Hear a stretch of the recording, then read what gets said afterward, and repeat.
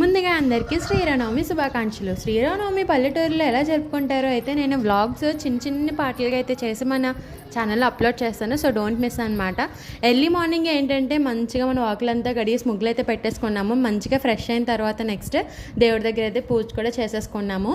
దీపం పెట్టేశాను. సో ఇదన్నమాట మా దేవుడి కబోర్డ్ వచ్చి. సో మంచిగా అయితే దండం అయితే పెట్టుకోవడం జరిగింది. సో ఈలోగా ఇక్కడ అవుతూ ఉండగానే నేను బయట తులసి కోట దగ్గర అయితే మంచిగా వరిపిండితో ముగ్గులు వేసేసి పసుపు కుంకుమ బొట్లు అయితే పెట్టడం జరిగింది. చూసారు కదా, ఇవి శంకు చక్రం అలానే పద్మ ముగ్గులు అనమాట. అండ్ మా చెట్టు మందారపులను అలా పెట్టేసి దీపం కూడా అన్నీ పెట్టేసుకుని దండం అయితే పెట్టేసుకోవడం జరిగిందన్నమాట.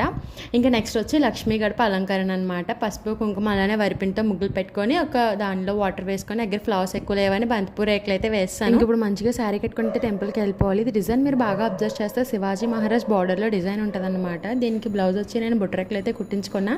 సో నెక్స్ట్ పార్ట్ ఏంటంటే కళ్యాణం గురించి. So don't miss and subscribe.